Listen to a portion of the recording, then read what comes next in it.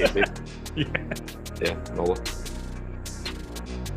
Oh shit! 20 years ago was Playmakers on ESPN. Yeah, I saw that tweet. I don't really like. I remember the show. I don't think I watched the show though. Oh man, we were deep in the game. It might have been a little early for you. I'll say that was like the perfect gap in age for us. Yeah. What's going on, everybody? Welcome to the MLB Strategy Show. It is Friday, August 4th. I am Josh Engleman. I'm joined by Adam Scherer. We're brought to you by PrizePicks. We have 11 games, I believe, to talk about for today. Fun Friday slate. We don't get the split slate today, unfortunately. Although there is a nice little two-gamer at 640, if that's your cup of tea. It's not, so it's not for me, at least. So we're going to talk about these 11 games. Hit the like button, subscribe to the channel, hit the notification bell so you know when everything goes live. Follow us both on Twitter. Yeah, 20 years ago, Playmakers. 20 years ago, I'm a senior in high school, so... Yeah, 20 years ago, I was pretty well for me at that point. I was in 8th grade. Okay, yeah. Yeah, at that point, I was just like, yo, these guys are like doing blow at halftime of a football game. This is the coolest show ever. Right. It was kind of, and I didn't watch Entourage when it came out either, but kind of like, I think the same timing for you as Entourage was for me. Okay, that makes sense. Let me send a text. I got to send a quick text to the wife. Our pest control people are coming. Gotta not let the dogs out. Actually, Entourage started earlier than I thought. Entourage was between my 8th and 9th grade. Okay. Yeah, I was in on that one. College, right out of the gate. Obviously, that show was the perfect college guy show. Yeah, I think I watched it. I started watching it when I was in college. Yeah, it was. I think we've talked. I think I've mentioned it on a show before, but I was in Pittsburgh visiting a friend of mine for like a couple days, probably around like a Steelers game or something like that. And we went to Blockbuster, rented like season 2 or season 3 on DVD, brought it back, binge watched all the DVDs. I skipped like 2 or 3 days of classes instead of driving back to school. And then I took the DVDs with me, burned them when I got back to my house, and then mailed him his DVDs back so that he could return them to Blockbuster. Nice. It's a different life, dude. Yeah, I'll say Entourage, for me, the first couple seasons of Entourage were like early Netflix, where like they would send it to your house. Yeah. That was one of like the key things about when I met Katie. I got to her place and she had this two binders of like only burned DVDs. She's like, well, I just get them from Netflix and then I burn them. And I was like, we have the exact same like giant binder of burned DVDs that we will never watch. I appreciate what you're doing here. It's like it's crazy how quickly that like became nostalgic too. Like I know I was like looking for something at my mom's house. This is probably like a couple years ago, and I was looking like the the TV cabinet where like the whatever, and there was still like Netflix. Like I don't remember what movie, but just like a Netflix like DVD like the envelope. There. Yeah, like Netflix envelope with like a movie in it. And like I know it was from like my freshman year of college, and it was just like, damn, like that aged really quickly, and I feel really old. It was nonstop. You'd get a shit ton of DVDs in the mail. I'd run back to the house, burn them as fast as I could, get them right back to the post office, back out into the mail again, and just rinse and repeat. So many. We did that with PlayStation games too. Oh my God. We had so much content. It's like now I created a wealth of content that I was never going to watch. Well, yeah, apparently I'm the first domino in why Hollywood is striking. Just pure theft across the board for everything that exists. You want to talk some baseball? Einsteinium said I played the Brewers in single entry. I should have played them in the big tourney. I played the Brewers at no ownership in the 4max and did not even cash because I managed to not have the correct Brewers. That felt like a hell of an accomplishment. Yeah, I saw that when I woke up, your message, and I was just like, whew. Because I was looking through everything. I was just like looking on the app, and I was like, I swear I had a 5-man Brewer stack in here. And so I pull it up and I start clicking through. I'm like, oh yeah, it doesn't have Frelick, it doesn't have Terang, it just has a bunch of guys with 5 points. Hollywood is dead. There's a take for you. 5.5 run. Go ahead. I don't disagree with it, but it's more like, I disagree with it in terms of like, it's obviously wrong, but like movies, I think movies now suck compared to what they used to be. Well, it's just different. Yeah, but different. I was to say, I realized that me thinking they suck means that I'm just not interested in them. We don't need to go to the movies to see Wedding Crashers any longer because that's just an experience that is just as good on your own television. I always want to go to the movies if I'm seeing something that is going to be better on IMAX. Right.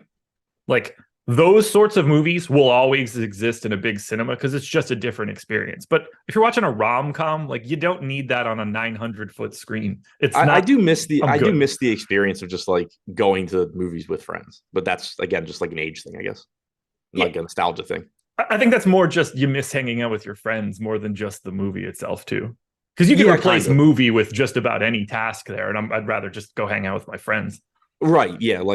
But like, there's something about like going to bars with my friends, like, is obviously like what we do now, or going golfing or whatever. Like, but there was something about, just like, but again, it's just nostalgia. But like, being in middle school and just like going with 10 of your friends and seeing whatever movie. Sure.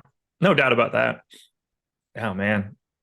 I don't need any more remakes, sequels, prequels, or Marvel movies. I mean, I'm there for Marvel movies, but sign me up for all of the prequels and sequels and remakes. Like, I want to live in the universe of some of the things that I like the most. I don't mind prequels and sequels. They just have to be good. Right. Yeah. It's good ones are good. Like, give me quality sequels and prequels to stuff I already know that I like. Yeah. But it's just, when it's, oh, well, this will make money because of the name and it's just going to be a shit movie. Right. Like, I don't need Old School 2. Right. But, oh, man, what a great movie. Anyway, Phillies and Royals. Let's get into this. 5.5 run implied total for the Phillies. 3.6 for the Royals. It's Aaron Nola going for Philadelphia. Jordan Lyles going for Kansas City. Let's start with Nola. He's $10K. That's the second most expensive pitcher on the slate behind Luis Castillo. He is the most owned pitcher at 37%. We're a little bit lower in the top two pitcher ranking here. I'm high on Nola, and I don't have that same kind of height on Luis Castillo, which we'll get to, or Jesus Luzardo, which we'll get to. I think Nola is in, other than the fact that this park gives up lefty power, the Royals aren't very good. There are some strikeouts in this lineup. Aaron Nola himself is pretty good, and he's significantly better at home for some reason than he is on the road. I love Nola. Yeah, he looks really good. I mean, the ownership doesn't. I don't love the ownership compared to some of the other top end guys, but he does look really good at 10K. He is first in top two pitcher percentage ahead of Castillo. He's a little bit less expensive than Castillo. Better park than Anaheim for Castillo. He looks very good to me. I agree with you. Good matchup against KC, one of the worst offenses in baseball. Except for, of course, yesterday where they were massive chalk and scored like 10 runs after never ever doing that all season long. But yeah, it looks like a great spot for Nola. 3.4 implied run total is either the lowest or one of the lowest on the slate. Yeah, the lowest implied total that I see, and I just have him quite a bit ahead of Castillo and Luzardo. My top pitcher odds for Nola match the ownership that we're getting right now. And that makes me kind of happy that I'm going in that direction. But I see him on a completely different level. I wish this were if this were in Kansas City, it'd be staggering. Although maybe Nola would give it back because of his odd can't pitch anywhere else splits.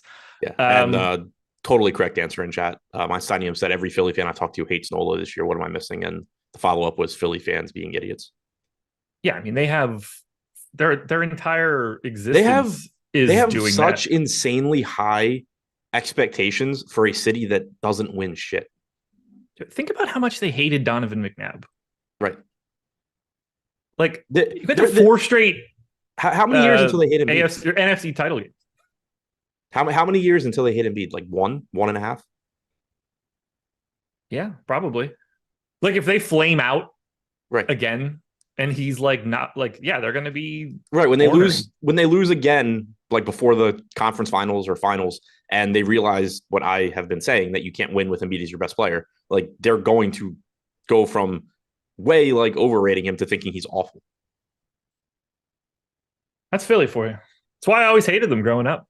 They're just insufferable fans. Dave Lockard in particular. Yeah. Just a total piece of shit. Boston's still the worst for me. Like, they're the ones that they went so long without winning, and then they have this like little hot streak, and they get worse than like New York fans. I mean, to be fair though, they ran hotter than the sun for so long that it had to be really difficult to not be insufferable. That is true. getting that comeback on the Yanks, picking up some World Series wins, and then having Tom Brady do the Tom Brady stuff, like, Yeah. you're going to be peacocking around for a while in sports fandom. Yeah. It was wild to me as like a neutral fan how quickly I went from like rooting for the Patriots and the Red Sox to win to being like, holy shit, I'd rather the Yankees win. I did always continue to root for Tom Brady winning. There's something about like utter excellence that I really appreciate. I didn't really root for him to win. I was very upset when he retired for that reason. Yeah, okay, that's fair. I wasn't ever like, oh, can't wait to put my. Once everybody started to hate the Patriots, then I was fully in for That's not supporting surprising at all. Yeah, well, exactly. And I'm very proud of that. I hate most people. Speaking of people that I don't like for today, that's Jordan Lyles. Any justification to going to Lyles here as a value option? Because I don't think it's crazy. I have a really hard time with it just because it's a big enough slate that you don't need to. And he's not like 5K, 6,400, getting no ownership. You know, if you want to go to a shitty pitcher at 6K, you do have Wainwright against the Rockies. Like, I'd rather go there than the Phillies in Philly. You have Manoah, who at least like has some semblance of ability that he could maybe tap into. So it's really tough to get the Lyles here, I think. Don't worry, I have a much more problematic guy that we can get to that you actually still didn't say. So David we'll Peterson. get there. No. Severino. Yeah. We'll get there when we get there. Anyway, let's talk Phillies bats then. They are number 2 in top stack, number 2 in ownership, 5th in stack score. I actually have them first, just slightly edging out the Red Sox. But for me, it's kind of hard to not think the Phillies look great here. Lyles isn't great. This park plays up power. There is a lot of lefty power in the Philly lineup. The run total looks good. There's not too much else to say here about the Phillies. Yeah, I really like the Phillies here. You know, it's a pitcher in Lyles that doesn't miss a lot of bats. He's on the back end of his career. He's benefited. I mean, obviously his numbers the last couple of years haven't been great, but he's also benefited from pitching in Baltimore and then in Kansas City. Now you're getting him in Philadelphia. 224 expected ISO to left-handed hitters so far this year, 216 to righties, 16% K percentage to righties, 17 to lefties. Sets up really nicely for the Phillies, and they're not really that expensive. You know, Kyle Schwarber coming in at 4,600. That's a joke of a price tag. Harper at 5,400. You know, the only downside there is he has first base only, but Alec Baum, first base, third base, Castellanos in the outfield. You have Stott at second, Real Muto at catcher, so can cover 2 relatively weak positions there. If you want to pay $5,100 for 8-hole hitter with a 79 WRC plus, Trey Turner, he used to be good. So, I mean, there's just all kinds of talent and upside in this lineup. Red Skittles says Philly cheesesteaks are the second most overrated city food behind Kansas City barbecue. I wholeheartedly disagree with this statement. I've never been to Philly and I've never been to KC. Okay. Well, I can't speak to the KC barbecue. How have you never been to Philly? I don't know. I think it's one of those. It's not even far. It's like actively close. I know. I think it's one of those where like it's just like so close that I don't know. I've just you don't need the same city experience in a different city that you have to travel. Well, I mean, now it's that. When I don't know, when I was a kid, we never took a field trip to Philly. Like I know my sister did. I assume you went to DC. Yeah, Smithsonian all the time. But like, yeah, I don't know. I just never had a reason to be there. And I never really realized how close it was until the first time I went to New York, which was also a few years ago. But I took the train and I'm on the train for like, 80 minutes and it's like, you're in Philly. And I'm like, holy shit, I did not realize this was right down the road. Okay. So S&P just said that he thinks mustard is the best condiment to have with a cheesesteak. Now, I'm a mustard guy. It has never even crossed my mind. I'll say I'm not even going to knock this because I also like mustard and now I kind of just want to try it. Now, I'm sure that it tastes fine. But I want my cheesesteak to taste like Cheese Whiz. Mustard is a very overwhelming flavor. A flavor I love, but that changes the entire taste of that cheesesteak. Yeah, that was my second thought was like, I like mustard, but it's just going to taste like mustard now. Yeah. I don't even think I'd be allowed to try it. What? Like, I mean, I hate all things Philadelphia when it comes to sports. I am very pro cheesesteak. I don't think that's in my DNA to be like, I'm going to slap some mustard on that bad boy. Philly cheesesteaks need au jus. No, you just need a good cheesesteak. If the bread is good and the meat quality is good, you can get, like, bad cheesesteaks are bad. They're dry and gummy in your mouth. When you're getting the best of all of those things, it's fantastic. Anyway, Royals bats here against Aaron Nola, 20th in top stack, 8th in top value, 17th in ownership. Are you going to be going to your Royals against the ownership of the most owned pitcher on today's slate? I hope not. I mean, maybe they're still cheap. They're still in a good park. They're getting a park upgrade. Like you have those cases for them, but it's a big enough slate that I really hope not. I had enough fun yesterday stacking against the top pitcher on both slates. So hopefully with this being a bigger one, I'm not getting too much Kansas City. That being said, Perez, first base catcher, 4,400 is fine. Massey's a cheap second baseman. Melendez is cheap. Witt's a good shortstop. Dwayne Moody asked, you put condiments on a Philly. Tolga said lettuce, tomato, mayo. No, that's not a Philly cheesesteak. None of those things are a Philly cheesesteak at all. No lettuce, no tomato, no mayo. Those are not ingredients on a Philadelphia cheesesteak. You have one option, onions. That's it. Onions or no onions, cheese sauce, whatever that is. There are no further options. Peppers can be added, not the same. Jake Swales is mushrooms on whatever the hell I want, by the way. Again, delicious. I would happily put mushrooms on that cheesesteak. It is no longer a Philly cheesesteak at that point in time. The branding is different. Still delicious. Love mushrooms.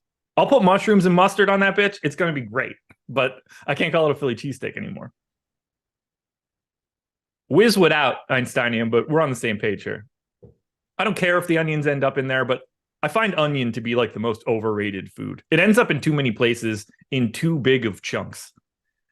And it's like kind of an overwhelming flavor. I'm surprised it's used as much as it is. Red onion in particular is one that I don't get. That is, to me, super gross. And the slightest bit of it carries for me. So that's one I can't get to. Rank the game, by the way. Nola, Phillies, Royals, Loyals. All righty. Let's go to your Orioles. They are at home, taking on the Mets, which is a pain in my ass. 5.1 run implied total for the Orioles, 4.1 for the Mets. Dean Kramer going for Baltimore, David Peterson going for the Mets. Kramer's basically not owned at 7,200. Peterson is not owned at 6,300. Let's start with your boy Kramer here. Seem about right, 6% ownership here? Yeah, 4 implied run total for the Mets. Just not a good lineup right now. Obviously, we need to see what the actual lineup is, but they've been running out some really bad ones lately. Nimmo's been banged up. They traded Tommy Pham to the Diamondbacks. So, yesterday was particularly weak because you also had Alvarez sitting out. But he probably should be back today. Marte could be in the lineup. So there's a pretty wide range on what this Mets lineup looks like. But 7,200. Park that limits right-handed power. You still have to deal with Nimmo, Lindor, McNeil, Vogelbach, Beatty from the left side, but he looks decent for a $7,200 price tag. He's not a great pitcher. He's not a bad pitcher. He's just kind of serviceable, and the price tag works. 21.8% K percentage, 4.35 xFIP. Not going out of my way to get to him, but if you need to pay down, then fine. Okay. Also, major issues with left-handed power this year. We want to get to the bats here. This is a huge discussion point for me. I think so. I mean, I like the power upside for the Mets, assuming they put out a competent lineup. Right. What? I agree. Yeah. Like I was just mentioning, 242 actual ISO, 275 expected for Dean Kramer this year. It's a lefties, only a 19% strikeout percentage. If you get the Mets a good lineup, you have Nimmo, Lindor, McNeil at the top. Vogelbach is cheap. If you don't go Pete Alonso, obviously you can just go Alonso as well. But those three in particular, Nimmo would look like a really good outfield play. Lindor would be a really good shortstop play. McNeil's going to look good at second base. So I do have some interest there, even though the Mets do only have a 4 implied run total. On the other side, 5 implied run total for Baltimore. But I hate taking this team in Camden Yards against left-handed pitching because they run out a almost entirely right-handed lineup, which is fine. You're going to have the platoon advantage throughout. But this park just kills right-handed power so much. And then you also get the pinch hit risk later in the game potentially. So, guys like Ryan McKenna, Jorge Mateo, James McCann, but probably not, more so McKenna and Mateo, just getting pinch hit for later on. So they still look good in that they're a good offense. They're facing a pitcher in Peterson who is, mediocre. But it's just so hard in this park when you're going to turn your whole lineup around to hit from the side that you can't hit home runs. I'm glad you touched on the Mets to start. We have them with a 3.5% chance at top stack, 14th. I have it at 6, and I have them 5th. And I just look at the power potential here for Nimmo. Projects 190 ISO. Lindor, 200. McNeil 140, but you're getting an MPE in 3,800. Obviously, Alonso and Vogelbach both have massive power, whether you want the expensive version or the cheaper version. Alvarez, 215 projected ISO in this spot. Even Brent Beatty at 2,800 for a third baseman. Like 170 ISO at a very cheap price tag. I'm not saying that they're going to succeed a lot, but it's very clear to me to see how this team has a massive ceiling that isn't necessarily shown by their run total. Yeah, exactly. And then the other thing to keep in mind, Baltimore has a good bullpen, but it skews very heavily toward the back, with Bautista being the best closer in baseball. Cano, for the most part this year, being very good. Fuji has really good stuff, does walk too many guys. But the middle part of this Baltimore bullpen, it's a bunch of guys that like really overperformed last year, and then they've been really volatile this year. They can be good at times, but you can get to the middle part of this bullpen. So if these lefties do come out and just have success right out of the gate against Kramer in a park that plays up left-handed power, you can do some damage. If Kramer goes 6 innings, you're in trouble. But if they can get to him early, you do have a weak middle part of the bullpen here. They are going to be a problem for me. I don't like it, but it seems to be happening. I certainly didn't like it the past 2 days when they were also a problem for me, and they were terrible. So one specific price tag here, Brian Mountcastle for Baltimore has been absolutely on fire lately. And I'm not pointing him out because he's been hitting well. I'm pointing him out because he went on the injured list with vertigo and was struggling, went on the injured list, missed a bunch of time, came back, and is just raked. There's a very obvious reason that could explain why he's hitting better now than he was earlier in the year. Which team do you think you're more likely to get? Honestly, I hope the Mets. Okay. Just because of what I was saying before. Like, obviously, I don't want to take too much away. Like, the Orioles have a 5-run implied total. Rutschman's a very good catcher. I just mentioned Mountcastle. Hayes is cheap. Henderson's great, although it's lefty-lefty again. Santander is cheap, has massive power upside. Westberg's cheap. Like, I don't want to take away from this team. It's just so hard for them to hit home runs here. Like, they can score 5, 6, 7 runs, but it's so much more likely to just be like, oh, another 380-foot double. Here's 5 points, and not be that great for DFS. Are you surprised at the run total in this game? Like, I feel like that's a pretty big gap, but I don't really see where that gap's coming from. No, I think the Orioles offense is better. I think the Orioles pitcher is better. I think the Orioles bullpen is better. So, like, I get why the gap is there. I don't think it accurately explains, like, range of outcomes for DFS, though, because I think that if you were to thinking about, like, what it looks like if either team scores 8 runs, I think a higher percentage of the Mets' 8 runs comes from home runs in this spot than the Orioles. Okay. Rank the game. I guess I still have to go Orioles 1 because they have a 5-run implied total. Yeah. But yeah, so like I guess Orioles, Mets, but again, wouldn't be upset at all if I'm getting to the Mets more, then Kramer, then Peterson. This is a weird spot where like I think I love the Mets top stack odds, but they have like much better odds of being a bottom stack if those home runs don't show up. Exactly. Which I don't care about. Like losing's losing, whether I'm in the 50th percentile or the 10th percentile. Yep. It is worth noting also with the Orioles, like Peterson has been, up and down this year. He's not fully stretched out. So I guess that's the big thing here is you're probably only getting a couple innings out of Peterson. Yeah. Or a few innings. But like he's not a bad pitcher himself.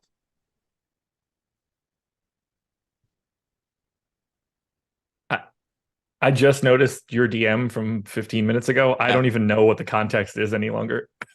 Talking about seeing movies in theaters. Missing the experience. Gotcha. Okay. I read it and I was like, I can't ask. All right. We ranked the game already, right? Yes. Okay. Well, schedule for the rest of the day. Very easy. MLB Deeper Dive coming up at 4:45. Take you all the way up to 6.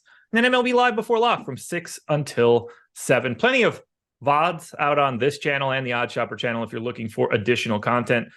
And if you're looking to just simply be better at DFS, this is as easy as it gets.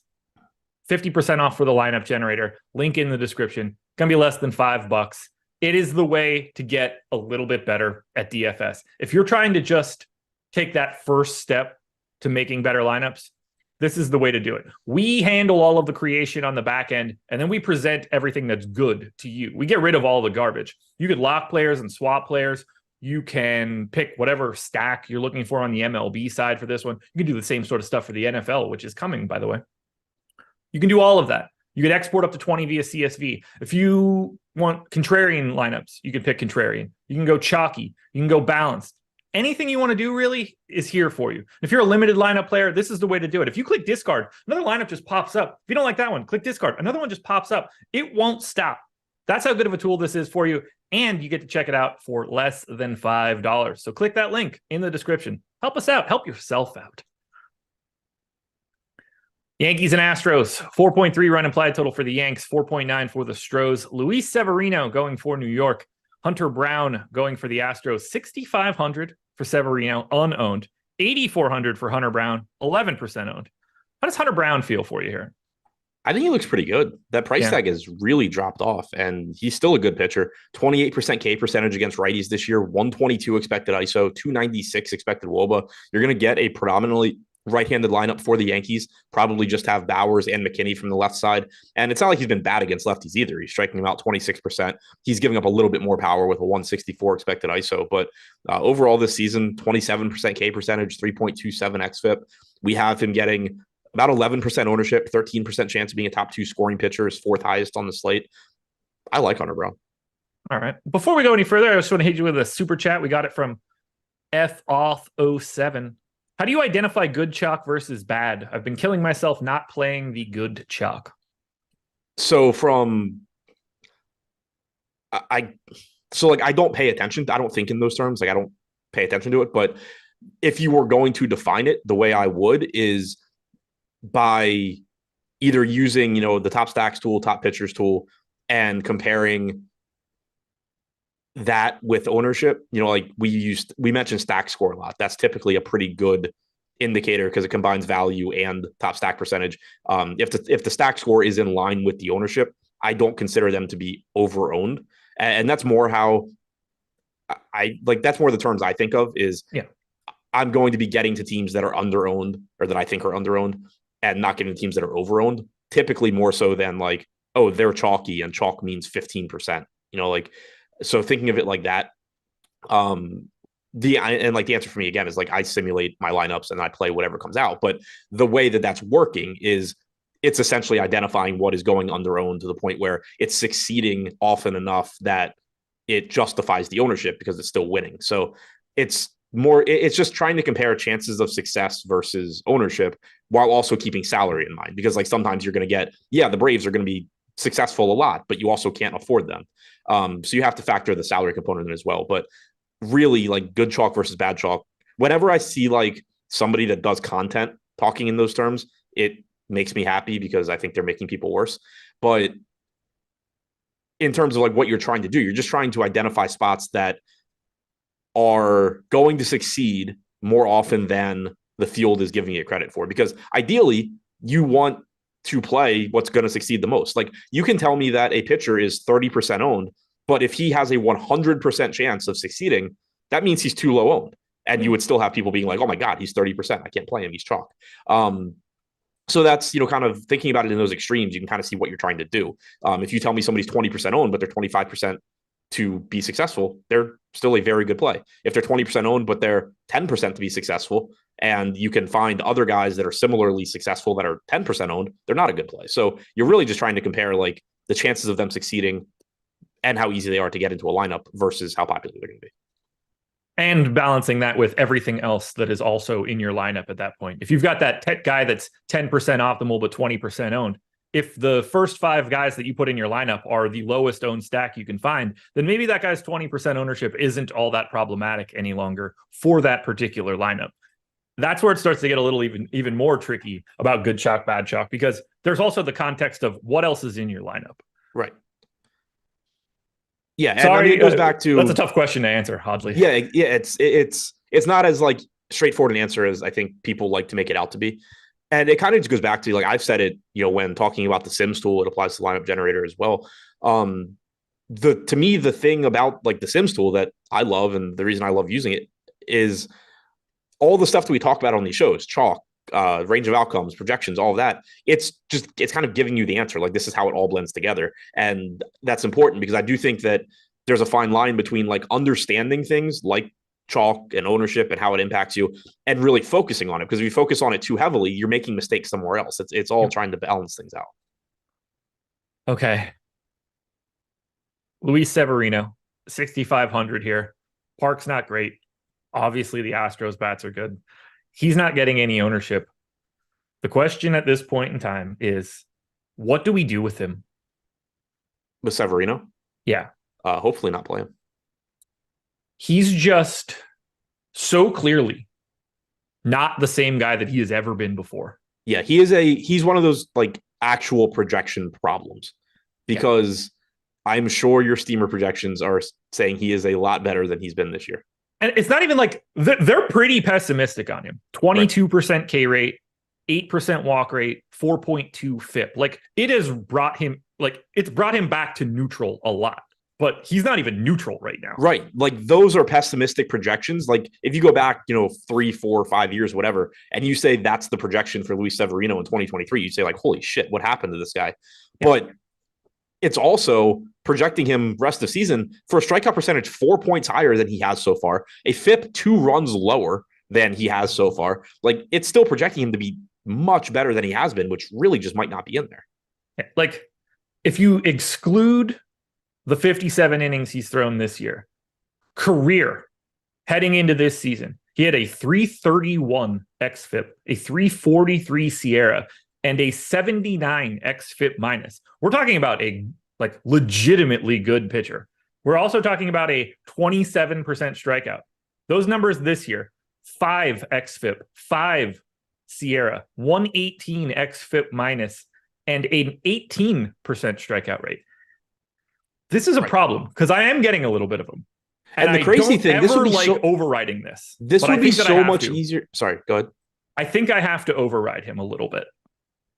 Yeah, I mean, I haven't crunched anything. I'm hoping I don't get there. Like the matchup obviously helps a lot. He's been a lot more problematic for me when it's like Luis Severino is facing, Kansas City or Oakland or whatever. But sure. The other thing that makes it so hard to explain, and this would be a point in the favor of maybe he does turn things around and get back to being at least competent. He had all these injuries where he made 3 starts in 2019. He made 4 appearances in 2021, didn't play at all in 2020. If this were the first year out of that, it would be really easy to just chalk it up to like, all right, this dude's washed.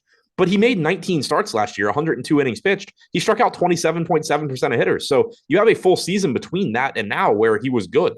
And so it makes it, again, it's a point in the direction of maybe this is just a random fluky start to the season, but it's been so bad. And we are far enough into the season where it's just like, it seems real. I think this is going to be one of the spots because I'm getting him because the lack of ownership is causing him to like project in this tier differently than everybody else.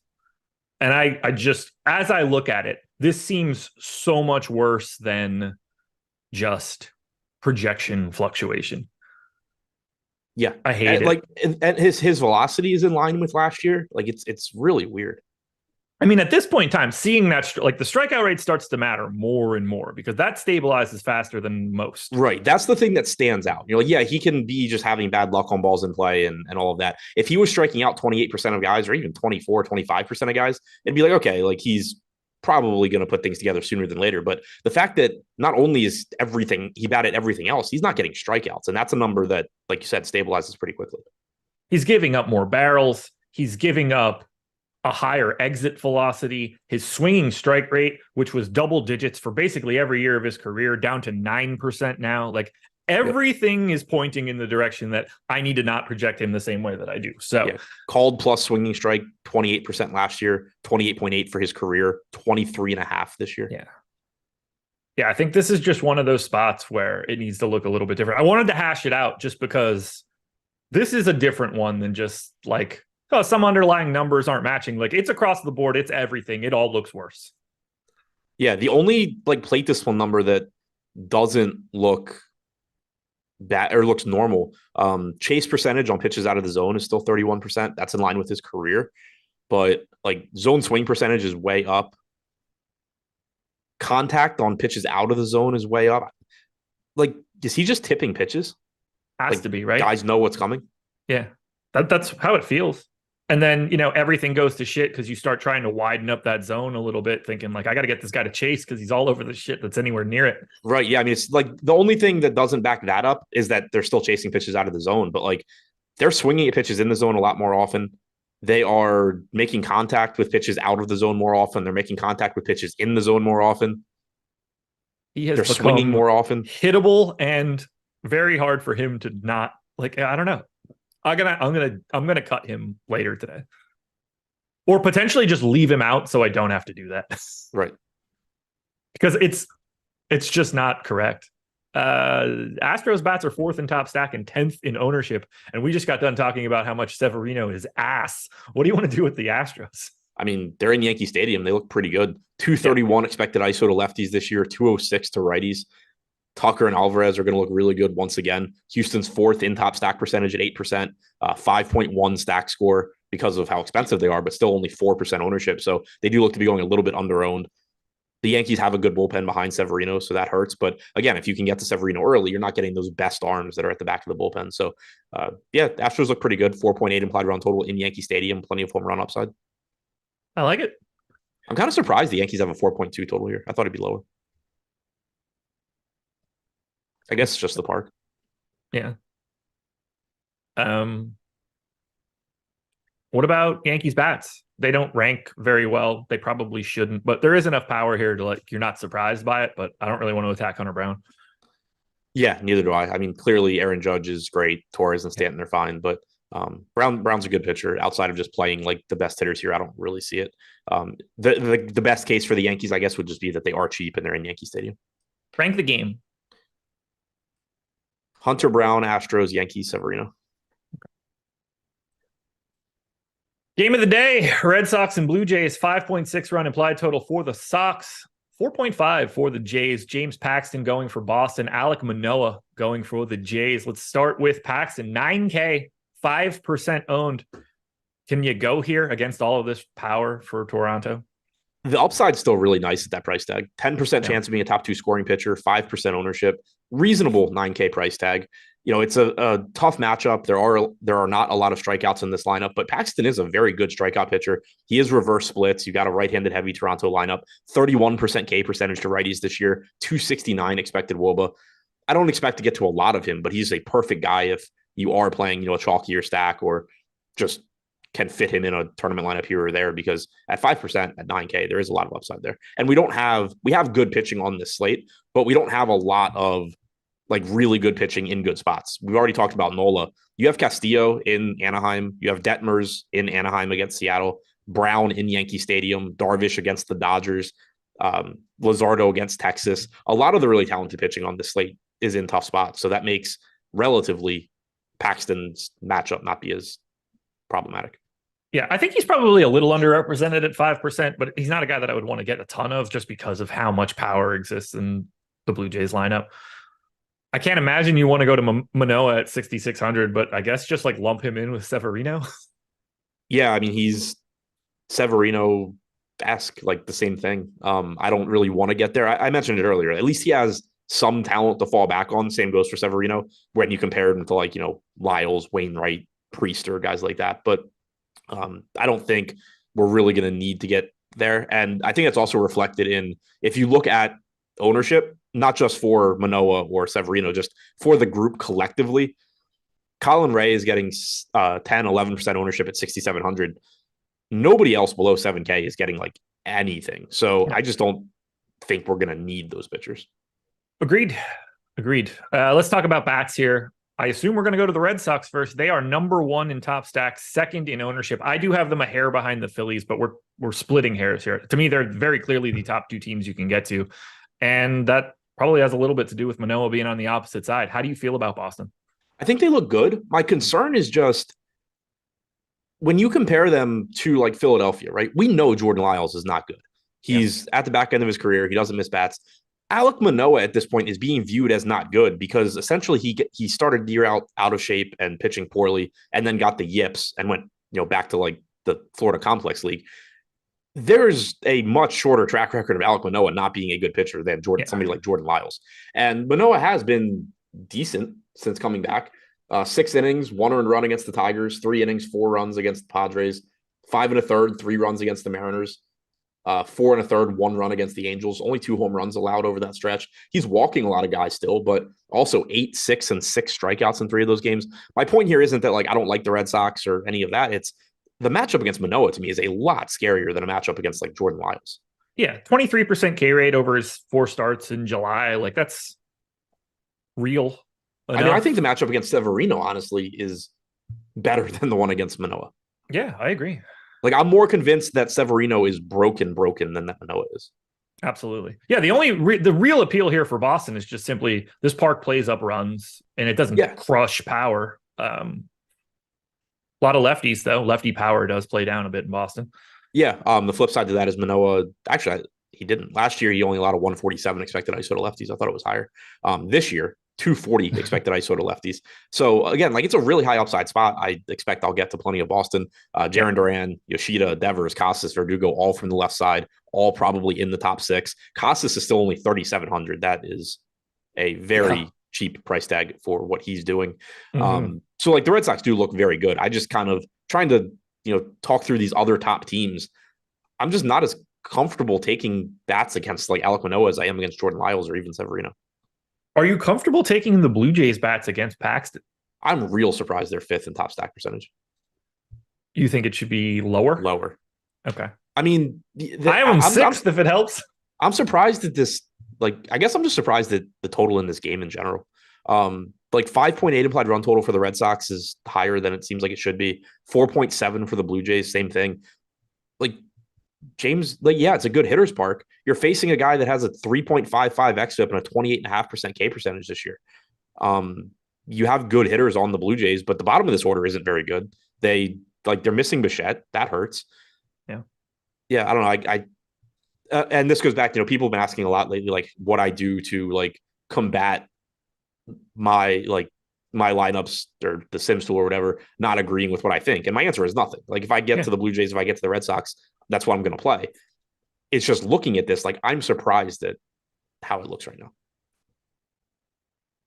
Park factor for runs in Boston, 119. I think that is just causing a lot of it. Doesn't happen to be hot, and we might have some rain issues here, but it's whatever. As I look at it now, I'm not surprised by those run totals, but it did skew a little higher than I was expecting. I am getting to the Jays at basically no ownership, so I'm hoping that Paxton explodes. Sure.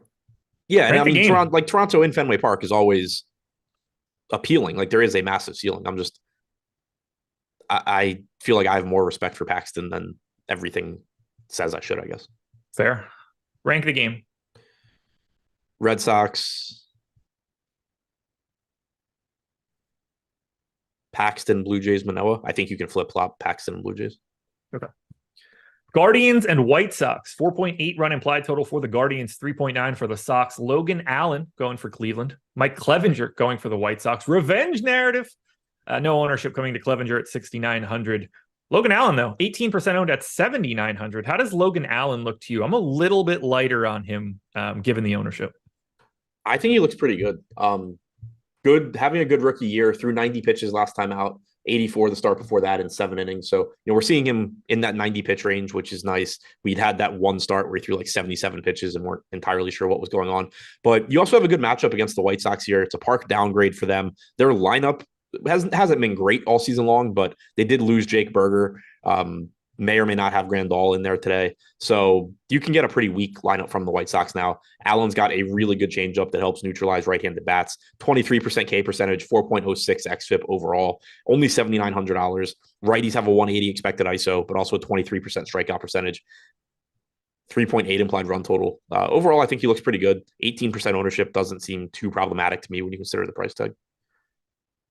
Yeah, I think he's fine. I don't have too much to really add. He's just in this middle tier of dudes that, whether it's Detmers, Montgomery, or him, I just don't. Yeah, they're all kind of the same dude to me. Yeah, I was gonna say, looking at the ownership for that group, Detmers is the one that has the highest top 2 percentage, but it's not by a huge margin, and he's getting double the ownership of everybody else.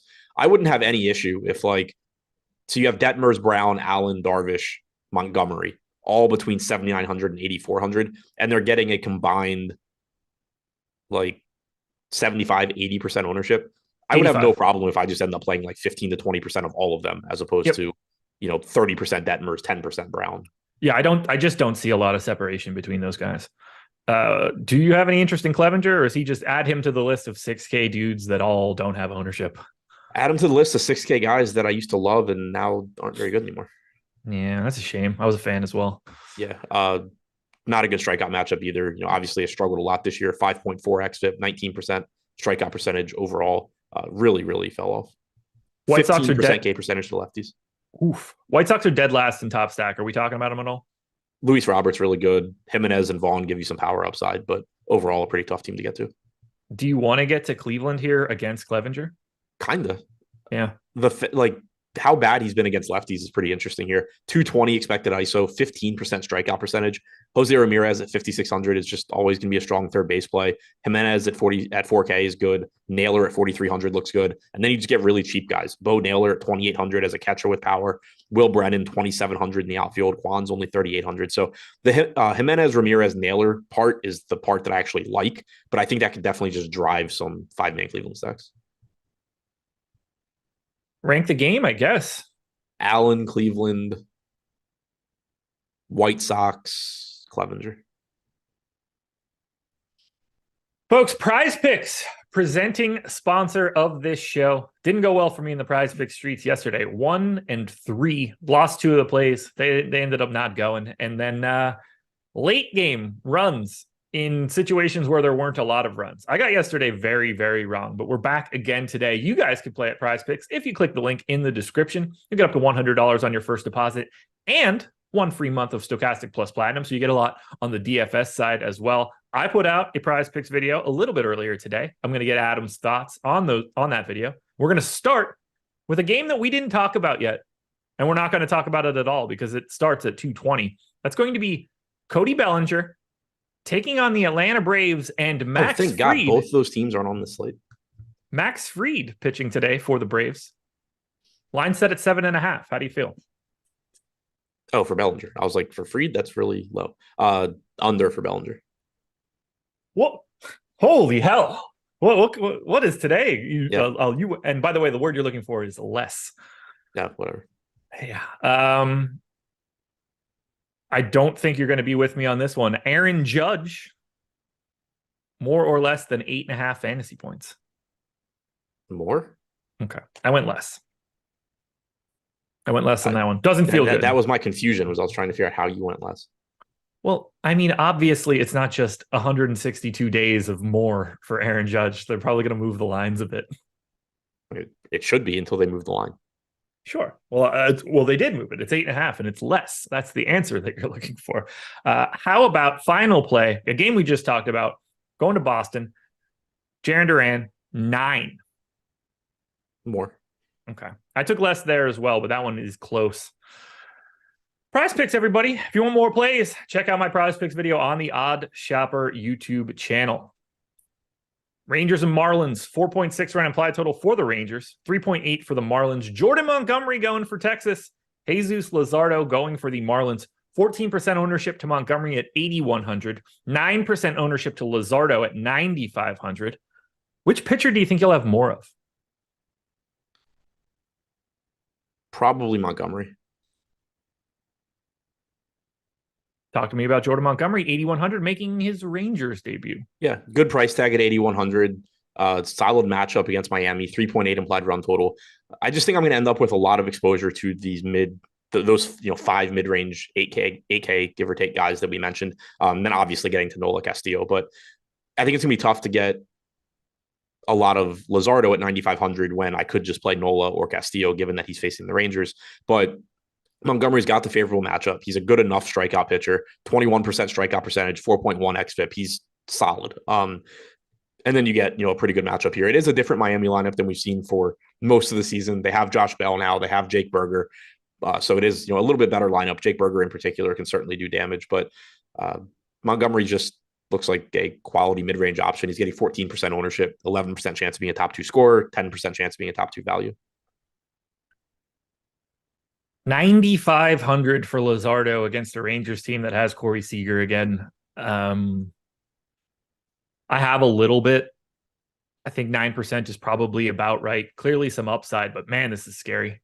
Yeah, there's a lot of upside. He has the second highest strikeout percentage on the slate behind Detmers. It's just kind of like I was mentioning a second ago. He's in kind of a dead zone for how your lineups are going to look. And, I talked about it yesterday where this isn't how I make lineups and it's not how I recommend making lineups. But if you think about this in terms of if you were hand building, like say you start with your stack, you get whatever hitters you want. A lot of times you're not going to have the money for Luzardo.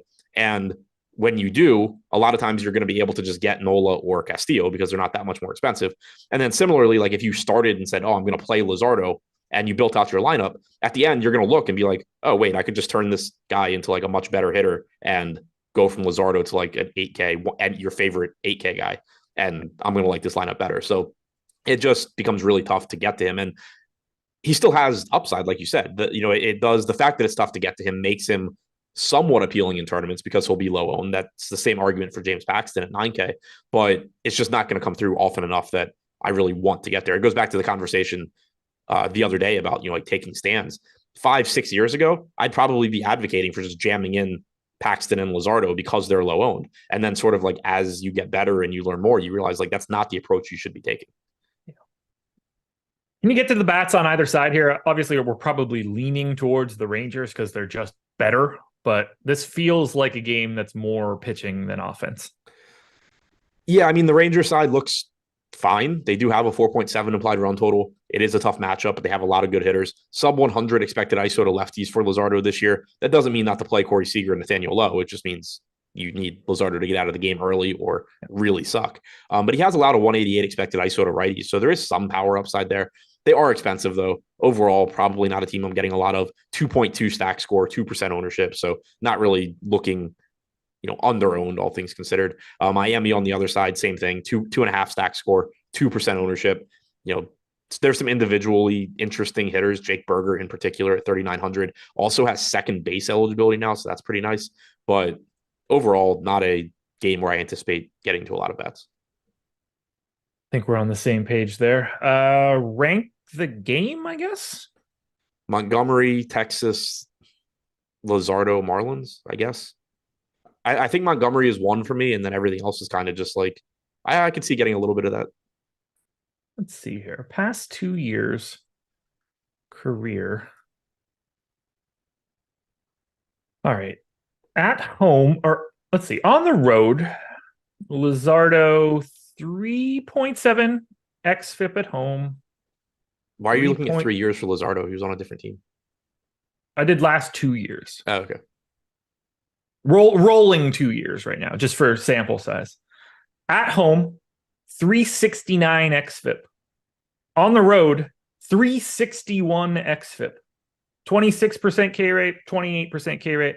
Sean V, never Luzardo on the road. Glad we dug into that one. Twins and Diamondbacks. 4.4 run implied total for the Twins, 4 for the Diamondbacks. We have Bailey Ober going for Minnesota, Merrill Kelly going for Arizona. Both guys in the 6 to 10% owned range, basically the exact same price. I do have a slight preference between these two guys, but at the same time, I probably just don't want either of them. Do you want Ober or Kelly? Not really. They're both just at not problematic salaries, but they're a little bit more expensive than that other tier. So there's going to be some percentage of lineups where you'd consider them where you just can't. But then you just have so many other, good pitchers in that range. It is a good strikeout spot for Kelly. So that's interesting. $8,800 price tag. We have seen his strikeout numbers come up this year, 25% K percentage, 3.89 xFIP. He's been a good pitcher. He is only getting 10% ownership in the best strikeout spot you can get. So that does make him somewhat interesting. Like if you get a lineup where you don't have to change it. You have Logan Allen and $900 left over. Getting to Merrill Kelly at half the ownership is a pretty appealing move. The other side, I think, is more difficult with Ober. $8,600 price tag, more difficult matchup against Arizona. He's fine for the season, 24% K percentage, 4.3 xFIP, but I think he's more difficult to make a case for than Kelly. Yeah, it's just a better even strikeout though the matchup. Twins are favored. Better strikeout matchup on the opposite end. I don't necessarily want better either strikeout pitcher and better strikeout matchup. Yeah, for sure. Offenses, middle of the pack, 15th in top stack for the Twins, 12th in top stack for the Diamondbacks. They're both middle of the pack in ownership. Is this game just sort of like a meh, I hope it doesn't exist game? Mostly, yeah. I do think the power numbers that Bailey Ober's allowed to righties this year are interesting. He hasn't been bad overall against them. 28% K percentage, 307 expected WOBA, but he has a lot of 237 expected ISO, which makes me think that he probably just has some command issues where he's missing often enough over the plate that he's getting hit hard. Christian Walker, 4,900, Gurriel, 3,800, but Walker in particular, I think is just like a really interesting one-off. I don't have anything else to add for this game. To me, it's just like a pseudo cross-off. I don't care. I hope it's just quiet. So rank the game. Kelly, Ober, Twins, because they're cheap. Diamondbacks, I guess. It's just a lot of like, oh yeah, they're in this lineup here and there, but I don't expect to get a lot of any of it. Chris Williams hit us with the super chat. Just wanted to say thanks for the great content. You guys have helped me and my Apple coworkers go on a nice run. Sad people can't hit the like button, which takes 2 seconds for great free content. Couldn't agree more. That's what a Muppet is. We're on the exact same page. Although, you know what? I can't get into that right now. Never mind. Brewers and Pirates. Thanks, Chris, for the super chat. We really do appreciate it. 5.1 run implied total for the Brew Crew, 4 for the Pirates. Colin Ray going for Milwaukee, Quinn Priester or whatever Priester going for Pittsburgh. No ownership there. Colin Ray, 11% ownership at 6,700. If you're paying down, this is the only guy that's getting any ownership, and I don't have a problem with that at all. No, I don't either. He's nothing special, but he's 6,700. He's got a decent enough matchup. He's striking out 20.5% of hitters, 4.38 xFIP. He's just an average pitcher at a relatively cheap price tag on a slate where we don't have a lot of cheap pitching to like. As I mentioned before, I don't think you need to get to this range all that often, just based on the fact you have that very strong 8K range where you can just pay 16K for pitchers and be good. But if you do need to pay down, he looks like the best option. 3.9 implied run total for the Pirates. Priester? Nope. Brewers bats, even with this 5-run implied total, 7th in top stack, 9th in ownership. They're basically neutral in stack score. Should we like Milwaukee more than they're getting credit for? I'm a little surprised they're not more popular. It's a good park. They're facing a pitcher that doesn't miss a lot of bats, doesn't project to be very good at the major league level, at least at this point. He's a lot of 221 expected ISO in a very, very limited sample to lefties so far. You get the thing I always like about Milwaukee. It's the same thing I like about Kansas City. You get a good catcher and a good shortstop as part of your stack. Yelich is relatively expensive along with Contreras and Adames. Everybody else is pretty cheap. So the stack as a whole is pretty inexpensive. You cover 2 of the weaker positions where it's hard to find good one-offs. So that just makes the stack look a little bit stronger. So, I mean, I like them here, especially if they're not going to get much ownership. Yeah, I didn't expect this either, but like I'm lower on them than our top stack tool is. I don't know why. When I look at the run total, when I look at the park factors, I mean, the answer is probably that they don't have very many good hitters. Well, I guess that's probably part of the issue. On the surface, I was surprised to see it break out the way that it did because it just felt like a team that was going to grade out a little bit higher.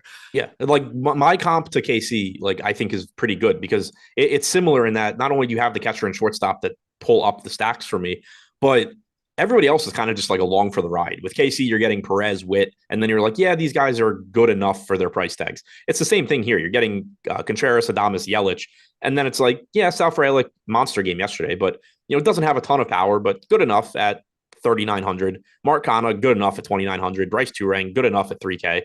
You're not like these aren't hitters that you actually want though, outside of Adames, Contreras, and Yelich. Sure. The Pirates are more owned than the Brewers. 17th in top stack, but 2nd in value. These dudes are full on free. They are getting a little bit more ownership than Milwaukee. Do you expect to get to Pittsburgh? So it's mostly just Sawinski pulling ownership, and he should. He is absolutely mispriced. He's getting 13.5% ownership on DraftKings. Brian Reynolds is second at 7%, along with Endy Rodriguez. So as a stack, they're not that popular. And I do think they're interesting here. They only have the 3.9 implied run total, but they are really cheap, like you said, and they are getting a nice park upgrade in Milwaukee. Colin Ray doesn't miss a ton of bats. He's allowed a 200 expected ISO to lefties this year, only striking them out 19% of the time. Jack Sawinski, 268 plate appearances against right-handed pitching this year. 403 expected WOBA, 347 expected ISO for a $3,600 hitter. Like, that's got to be one of the most mispriced hitters on the slate pretty much every day. And it's not even like a case of, he just underperforms his expected numbers, the nerds are wrong kind of thing. He has an actual 375 WOBA and an actual 314 ISO. He's a well above average hitter with a ton of power, facing a pitcher that doesn't miss a lot of bats. Brian Reynolds has a 231 expected ISO against right-handed pitching. He's reasonably priced. Henry Davis, so far, 167 expected ISO. He's reasonably priced. Rodriguez is a cheap catching option. So it's pretty easy to make the case for getting to the Pirates overall. One negative is that if they run out the same lineup or a similar lineup as yesterday with Rivas leading off, you still won't have a leadoff hitter available. Rank the game. Brewers, Pirates, Rhea, Priester. Okay.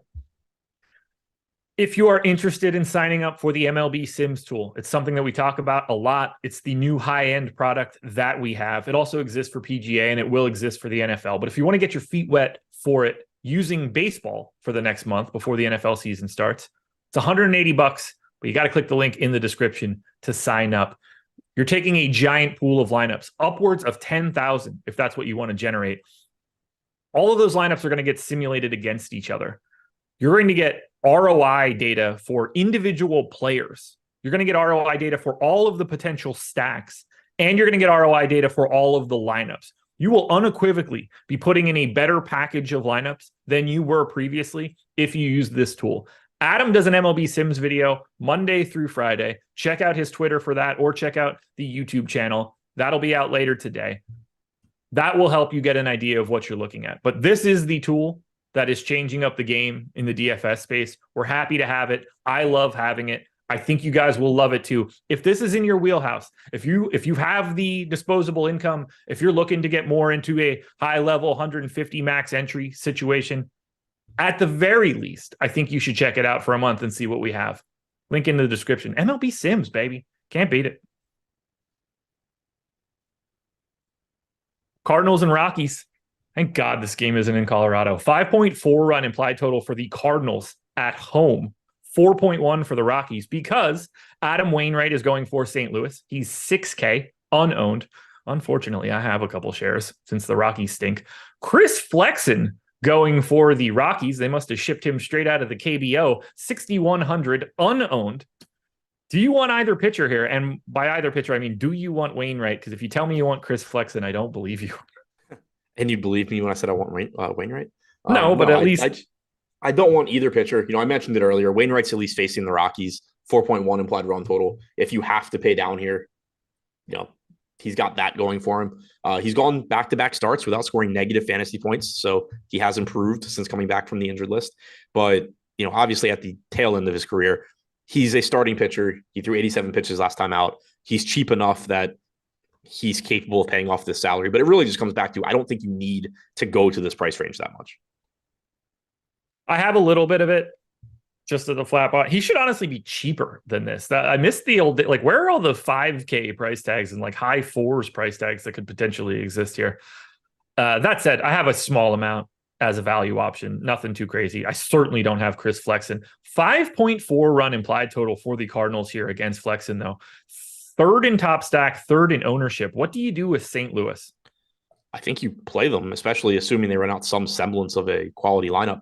217 expected ISO to righties since the start of last year for Flexen, 239 in a smaller sample this year, 137 to lefties this year, 136 since the start of last year. He has been reverse splits pretty much the entire time he's been in the major leagues, and that's not necessarily what you want when you're facing Paul Goldschmidt, Nolan Arenado, Wilson Contreras, Tyler O'Neill, Jordan Walker. Tons of right-handed power in this lineup. Clearly, you can still play Nolan Gorman if he's in. You can play Edman, you can play Nootbaar and Carlson. It's a good lineup top to bottom, but the right-handed power here really stands out with Goldschmidt, Arenado, Contreras, O'Neill, Walker. I think they're, basically properly owned right now. I definitely don't want to get to the Rockies, but they are pulling a little bit more ownership than I expected. We have them 8th in top stack. How? Adam Wainwright? I guess. I have them 16th. They're terrible. Is it out of Colorado? I don't. Yeah, I mean,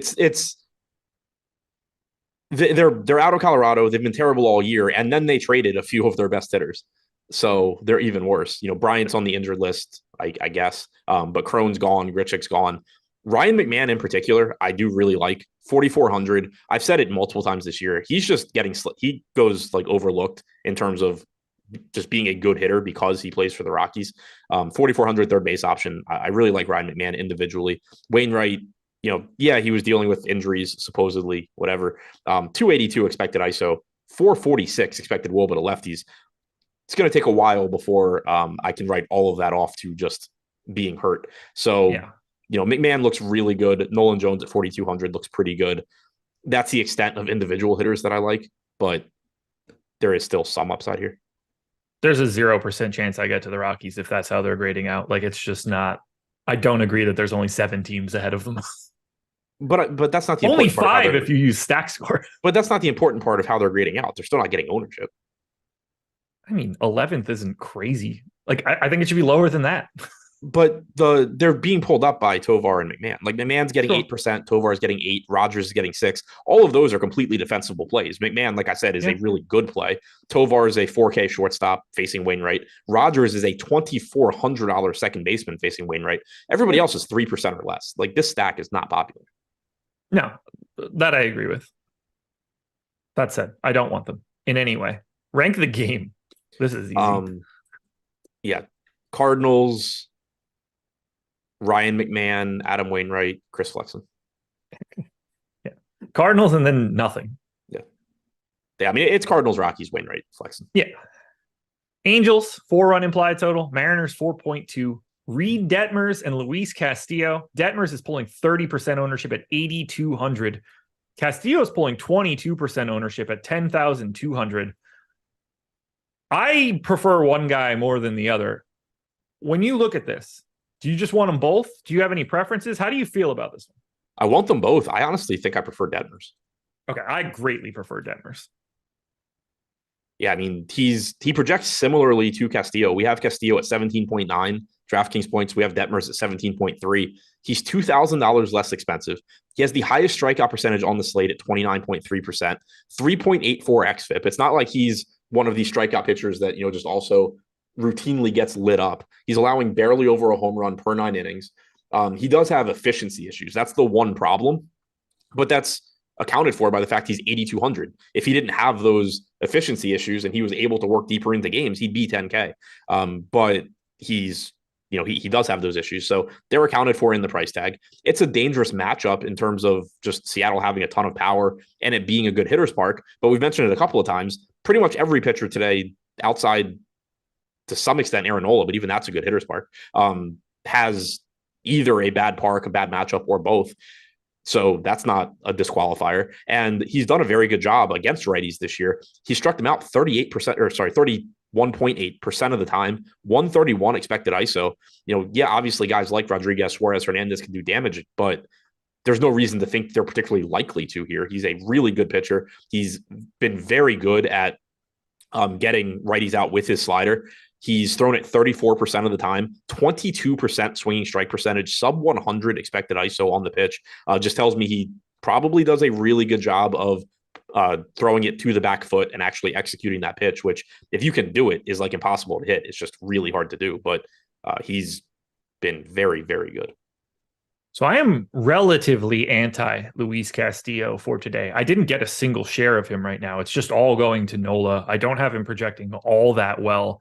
And I look at it and it's a park that, is fine. It's not his best spot, but he has given up a 215x ISO to lefties so far this season. Those lefties are going to be Ohtani, needs no explanation. Mike Moustakas, who at least has the power to be the problem on the opposite side. Mickey Moniak, power. Matt Tice, enough power. 150 projected ISO against righties. And then there's just like general righty talent. Yeah. Red Hefo is also going to be hitting left-handed. Yeah, there you go. What do you want to do here with Castillo? Because when I compare him to Nola, I have no interest. And then if I compare him to like Luzardo, I feel like I'd rather just get the savings of ownership and price.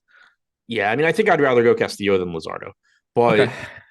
I kind of just agree with the way Castillo looks right now. He's getting around half the ownership of Nola. I do prefer Nola, $200 less, much better spot. So like I prefer Nola, but at some point, getting a 2-to-1 ownership gap is sufficient. I do prefer him to Luzardo. I think you could make the case certainly that like he's not 4 times. He shouldn't be 4 times as popular as Paxton, but I still prefer him to Paxton. Yeah. It's just kind of in a lot of lineups, I'm going to be going Nola plus one of those 8K guys and Castillo gets squeezed out. But if I have either a popular stack that I don't want 40% on Nola, you can just go to 20% on Castillo, or you have a really cheap stack where you can just get Castillo over that whole range of other guys. That's along with Nola, that's a reasonable approach. I'm anxious to see how this one shakes out because I'm just not getting there, and I don't expect to unless we see some, like if Ohtani sits or something, it's going to dramatically change Castillo. Maybe he'll need to take his Midol again tonight, not have his cramps. The Angels are currently dead last in top stack at 22nd, which, I get Castillo's good, but that feels a little low. That seems low. The Mariners are 9th against Detmers. That would feel a little high to me. I don't know what to do with this game. I probably don't want the hitting, but given the ownership, I just want the Angels by default. But I'm actually really pretty interested. I'm pretty interested in the bats, even though the pitching is so good, just because the park is good and you are getting pretty popular pitchers, and both of these teams have upside. The Mariners, like I was just saying about Detmers, he's been very good at limiting power to righties and all of that. They're not very likely to have success, but it's the same thing that we've been talking about where outside of Julio Rodriguez, this team is free and has power in a good park. And if they happen to do well, a 30% owned pitcher just died. So there is upside there. It's not as important on a slate of this size just because the opportunity cost is higher, but it's still at least somewhat interesting spot. We have them with a 4% chance of being the top stack. I'm with you as far as being surprised the Angels are as far down as they are. But it's a good park. Castillo is a good pitcher, but he has allowed a 215 expected ISO to lefties. Shohei Ohtani in particular always is going to look good. And then this is mostly a cheap team as well. Rengifo's 3,600, Moustakas is 2,900, Moniak's 5,100, but he's got power. So yeah, I think I probably get to the Seattle side more just because they are cheaper overall. And while Detmers is very good, he doesn't have, Luis Castillo's track record, but I certainly prefer the pitching in this game, but I wouldn't completely write off the offenses, even though the pitching is very good. Yeah, we're on the same page there. Like, I think the Mariners on the surface grade out better than the Angels, but if they're just being like disregarded completely, the lefty power in the Angels lineup looks pretty good to me against Castillo. 123 lefty park factor. Yeah. The best hitter in baseball is 3% owned. Yep. There you go. He'll with probably be like 6 or 7, but still. With an MPE. Right. Yeah. Like I think he actually ends up around 6 or 7, but same idea. Rank the game. Detmers, Castillo, Mariners, Angels. All right. Hit that like button. Let's get it up over 100. We are about to close this one out. Padres and Dodgers, 4.2 run implied total on both sides. Yu Darvish for San Diego. Bobby Miller going for the Dodgers. 12% ownership to Darvish at 8,300. Basically no ownership to Miller at 7,500. I'd say Darvish looks properly owned in a really terrible spot against the Dodgers. And I think Bobby Miller is mostly uninteresting. Yeah, it's a tough spot for Miller. The price tag is somewhat interesting. I don't think he's like a drastically different play than Dean Kramer, who we talked about, where it's just like, solid enough pitcher, not a great spot, but cheap. So if you get to him a little bit, that's fine. But Darvish pulling 12% ownership, 8,300. He's a good pitcher. He's a little cheap at that price tag, but it is a really, really tough matchup against the Dodgers. 26% K percentage, 3.82 xFIP. It's splitting hairs, but I don't totally understand why Yu Darvish is getting more ownership than Hunter Brown. Like, I just can't make any sort of case for that. It's a better matchup for Brown. He's been a better pitcher this year, but I don't think there should be like a drastic gap one way or the other. It was something that looked interesting to me where you're getting 12% to Darvish, 11% to Brown. I'd argue that it should probably be a little bit in Brown's favor. Bats here. Padres are 20th in top stack. Dodgers get to 10th. I'm a little bit more pessimistic there because of Darvish, but I'm always getting to Darvish positives. Look, there's a lot of talent on both lineups. I don't want to get a lot of it here in San Diego, but if you're just buying all-star type bats, this is a good game to go to. Yeah, I think that's the start and end of the conversation. The Padres are going to be 2% owned as a stack. This is a team with Tatis, Soto, Machado, Bogarts, and others. The Dodgers are going to be 3% owned. Betts, Freeman, Smith, Muncy, and others. You're never wrong in large field tournaments for just hoping one of those teams goes off at no ownership. But there's nothing about either pitcher that really stands out as a major weakness. The biggest thing, I guess, is that Miller has allowed a 173 expected ISO to lefties, but even that 24.5% K percentage, 303 expected WOBA. It's not like you're looking at that and saying, you're like, oh, I have to be getting to Juan Soto or something. Rank the game. Darvish, Miller, Dodgers, Padres. Favorite stacks for today? Philly, St. Louis. I guess Boston. But Favorite as far pitchers? as lower owned ones go, I'll throw the Mets or the Brewers in there. Favorite pitchers? Nola, Detmers. I mean, Castillo has to be the third answer, I think. But yeah, I also of that group of like, 10 to 15% owned 8K guys, Hunter Brown's my favorite. Well, folks, thank you to PrizePicks for being the sponsor. Thank you to Jordan for being the producer. Strategy Show in the books. Deeper Dive Live Before Lock coming up next. Adam, this is the last show that you and I are doing together for a while. Yeah, it is. 3 months, probably. Yeah, NBA season. Does anybody want to set the line on whether or not we actually do a show ever again together? Nah, it's going to happen.